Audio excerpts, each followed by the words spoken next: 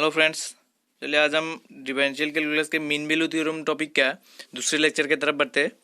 Video अच्छे से देखिए। इसके बाद अगर वीडियो पसंद आए तो लाइक शेयर और सब्सक्राइब जरूर कर दीजिएगा। चलिए शुरू करते हैं। लैग्रांजेस मीन वैल्यू थ्योरम, उसके पहले वीडियो में हम लोग देखे थे रोल्स थ्योरम, वो देखे थे और उसका कुछ इंपॉर्टेंट कंडीशंस देखे थे। अभी हम लैग्रांजेस मीन वैल्यू थ्योरम की तरफ बढ़ते हैं। चलिए देखते हैं। If a function F is continuous in a closed interval A B, अगर कोई भी एक फंक्शन, ये दो कंडीशन है mean value theorem. Rolle's theorem में तीन कंडीशन था, मीन वैल्यू थ्योरम में दो कंडीशन होता है। ये दोनों कंडीशन पहले सेटिस्फाई करना पड़ेगा। पहला कंडीशन क्या है कि अगर कोई भी एक फंक्शन एक क्लोज इंटरवल में कॉन्टिन्यूअस हुआ, एक क्लोज इंटरवल में वो फंक्शन कॉन्टिन्यूअस होना पड़ेगा। और दूसरा कंडीशन क्या है कि and derivable in open interval A b, और एक ओपन इंटरवल ए बी में डेरिवेबल होना पड़ेगा। रोल्स थ्योरम में क्या था, कॉन्टिन्यूअस भी होना पड़ेगा, डेरिवेबल भी होना पड़ेगा, और f of A equal to F of B भी होना पड़ेगा। इसमें f of A equal to F of b का जरूरत नहीं है, ठीक है। Then there exist at least one c belongs to a और बी, ए और बी के बीच में तब एक सी ऐसा बिलोंग करेगा जिसमें क्या होगा, such that f of b minus f of a by b minus a equal to F date c होगा। अगर कोई भी फंक्शन ए और बी, क्लोज्ड इंटरवल ए और बी के बीच में कॉन्टिन्यूअस हुआ और ओपन इंटरवल ए और बी के बीच में डेरिवेबल हुआ, तब ए और बी के बीच में ऐसा एक पॉइंट सी मुझे मिलेगा जब जहां पे क्या होगा, f of b minus f of a by b minus a equal to F date c होगा। इसके प्रूफ चलिए देखते हैं। Let we define a new function phi involving f and design so as to satisfy the condition of Rolle's theorem. मतलब मैं एक ऐसा function phi, एक नया फंक्शन मैं अपने से ऐसा डिजाइन करूंगा, मतलब ऐसा करके लिखूंगा ताकि ये रोल्स थ्योरम को सेटिस्फाई करे। कैसे, देखिए, let phi X equal to F of X plus A X. इसमें ए क्या है, ए कांस्टेंट है, जो क्या होगा, जो इसका वैल्यू हम कैसे निकालेंगे, जब phi of A equal to phi of B होगा। मतलब क्या होगा, जब रोल्स थ्योरम को सेटिस्फाई करेगा तभी ए का वैल्यू निकलेगा।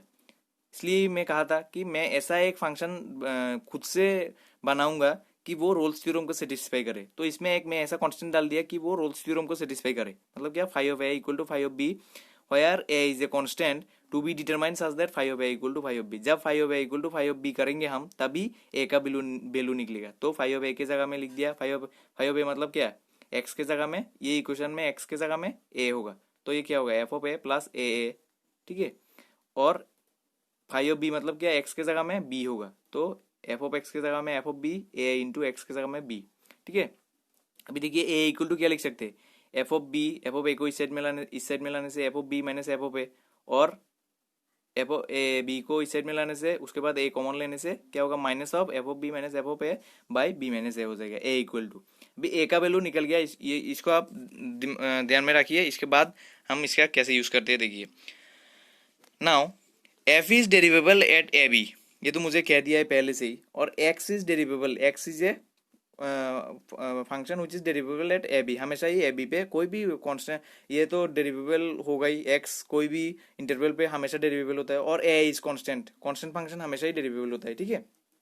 तो मतलब क्या है, phi is derivable at a b, क्योंकि फाई जो फंक्शन था उसमें मेरा क्या क्या था, एफ एक्स था। एफ एक्स तो डेरिवेबल ए बी पे डेरिवेबल है, पहले ही बोल दिया है। और एक्स हमेशा डेरिवेबल होता है, ए कांस्टेंट फंक्शन हमेशा ही डेरिवेबल होता है ए बी पे। तो फाई एक्स मतलब क्या होगा, ए बी पे डेरिवेबल होगा। तो फाई एक्स का जो अभी कंडीशन देखिए, फाई एक्स ए बी पे डेरिवेबल है, और ए बी पे अगर डेरिवेबल है तो क्लोज ब्रैकेट ए बी में कंटिन्यूअस होगा ही होगा, ठीक है। और phi of A equal to phi of B भी होता है, ये भी बोल दिया, रोल्स थ्योरम सेटिस्फाई कर गया। तो मतलब क्या, रोल्स थ्योरम का तीनों कंडीशन सेटिस्फाई किया ना। तो मैं क्या कह सकता हूँ कि according to Rolle's theorem this phi satisfy the condition of Rolle's theorem, तो therefore there exist c belongs to a b. तो ए बी के बीच में एक ऐसा सी बिलोंग करेगा such that phi date C equal to zero होगा, क्योंकि रोल्स थ्योरम यही कहता है। आप लोग पहले मेरा रोल्स थ्योरम का वीडियो देखे होंगे तो उसमें मैं ये बताया था, नहीं तो मैं डिस्क्रिप्शन में लिंक दे दूंगा, आप उधर से जाके देख सकते हैं रोल्स थ्योरम का वीडियो, ठीक है। तो देखिए, तो ऐसा एक सी होगा जिसमें phi date C equal to zero होगा। तो zero equal to phi date C equal to F date C plus A. Phi date C क्या होगा, F date C plus A होगा, ठीक है। तो ये इक्वल टू जीरो हुआ, तो F date C equal to क्या होगा, माइनस ए होगा। तो माइनस ए की जगह में ए, और ए की जगह में ए का वैल्यू पुट कर दिया, तो माइनस, और एक ए में भी एक माइनस था, माइनस माइनस वो कैंसिल हो गया, प्लस हो गया, और f of b minus f of a by b minus a का वैल्यू क्या था वो तो आप तो देख ही चुके होंगे। मतलब इस तरीके से Lagrange's mean value theorem proof हो गया। चलिए, अभी लैग्रांजेस मीन वैल्यू थ्योरम का तो प्रूव हो गया। अभी देखते हैं another form of Lagrange's mean value theorem, मतलब लैग्रांजेस मीन वैल्यू थ्योरम का एक दूसरा फॉर्म भी है।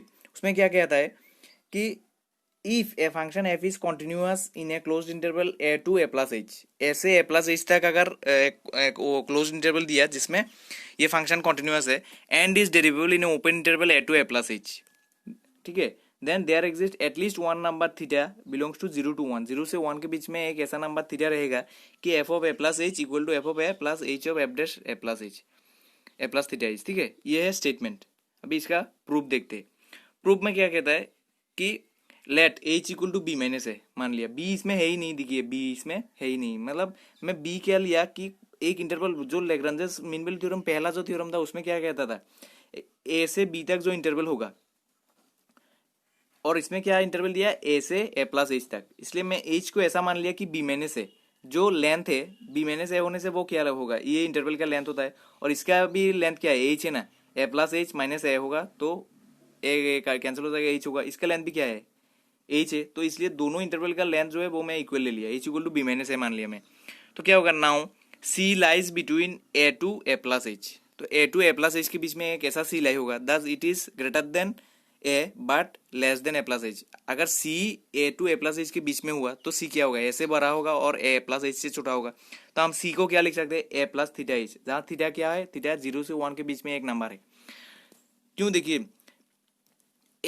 ए प्लस थीटा एच क्यों, ए से बड़ा है इसलिए ए plus theta H, A plus है मतलब ए से थोड़ा सा बड़ा होगा, लेकिन ये थीटा एच कभी ए से बड़ा नहीं हो सकता है, ठीक है ना। थीटा एच मतलब क्या, मतलब एच से बड़ा नहीं हो सकता है थीटा ए, आप फिर से ये थीटा एच 1 टू मतलब 0 से 1 के छोटा होगा, थीटा क्योंकि 0 से 1 से छोटा है तो ये एच से बड़ा नहीं कभी नहीं हो सकता। एच से बड़ा होने के लिए ज़्यादा से ज़्यादा क्या होना पड़ेगा, 1 एच होने से ये एच का इक्वल होगा, इसके बाद 1 से बड़ा होना पड़ेगा थीटा, उसके बाद जाके ये एच थीटा एच का बड़ा होगा, मतलब ये 1 प्लस एच से छोटा है, ये 1 plus theta H 1 plus H से छोटा है, लेकिन एस 1 प्लस एच नहीं सॉरी ए प्लस एच से छोटा है और ए से बड़ा है, ठीक है। तो देखिए सी इक्वल टू ये हो गया मेरा। तो now putting the values in the previous result, मतलब लैग्रांजेस थ्योरम का जो प्रीवियस जो रिजल्ट अभी अभी में हम लोगों ने प्रूव किया उसमें क्या होता था, f of b minus f of a by b minus a equal to f dash c, उसी में अगर बिठा देंगे तो बी इक्वल टू ये इसमें से बी इक्वल टू क्या लिख सकते हैं, ए प्लस एच लिख सकते हैं, ठीक है। तो बी के जगह में f of A plus h minus f of a by h equal to f dash c के जगह में अभी सी का वैल्यू लिखा है एफ डैश सी, तो F of A plus H C के जगह में ये ए प्लस थीटा एच, तो F dash F of A plus H equal to क्या होगा, ये एच इस साइड में जाएगा इंटू हो गया F of F dash H, और ये प्लस हो गया इस साइड में आ गया F of A plus H F dash A plus theta H, ठीक है। तो ये हो गया प्रूफ, ये इतना इंपॉर्टेंट नहीं है फिर भी आप ध्यान में रखने से अच्छा है, ठीक है। अभी आता है बहुत ही इंपॉर्टेंट जो चीज़ है वो है ज्योमेट्रिकल इंटरप्रिटेशन, जो हम लोग अभी ये पढ़ा है, जो लैग्रांजेस मीन वैल्यू थ्योरम को प्रूव किया ये वाला या फिर इसके पहले वाला, इसका ज्योमेट्रिकल मीनिंग क्या होता है कि अगर एक पॉइंट ए और एफ ऑफ ए ये ऑर्डिनेट है, मतलब ए और बी तो मेरा बाउंड्री था और एफ ऑफ ए और एफ ऑफ बी उस पॉइंट का फंक्शन का वैल्यू था, ठीक है।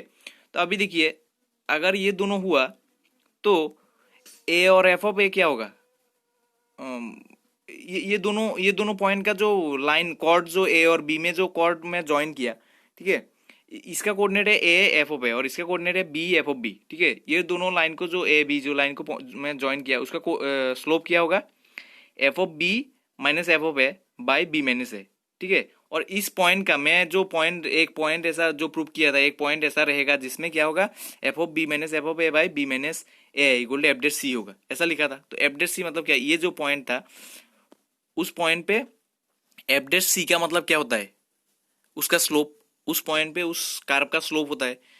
तो इसका स्लोप और इसका स्लोप सेम है, देखिए, ठीक है। स्लोप सेम होने का मतलब क्या हुआ कि कर्व उस पॉइंट पे कर्व का उस पॉइंट पे टेंजेंट ये कॉर्ड के साथ इक्वल होगा, यही कहता है ज्योमेट्रिकल इंटरप्रिटेशन। मतलब अगर Lagrange's mean value theorem satisfy किया दो इंटरवल के बीच, मतलब एक इंटरवल के बीच में कोई भी पॉइंट के लिए लैग्रांजेस मीन वैल्यू थ्योरम अगर सेटिस्फाई किया, ठीक है, तो बीच में एक ऐसा पॉइंट रहेगा जिसमें टेंजेंट उस पॉइंट का tangent is parallel to the chord, ये जो दो पॉइंट का कॉर्ड है, देखिए एक बार जो मैं लिखा है, geometrically interpreted conclusion of this theorem can be stated as there is a point P on the curve, curve में एक ऐसा पॉइंट होगा the tangent at which is parallel to the chord joining the end point A and B, that is slopes are equal, मतलब slopes equal होगा। ये इस line का slope और एक पॉइंट ऐसा मिलेगा जिसका स्लोप इस लाइन के साथ इक्वल होगा, अगर Lagrange mean value theorem satisfy किया।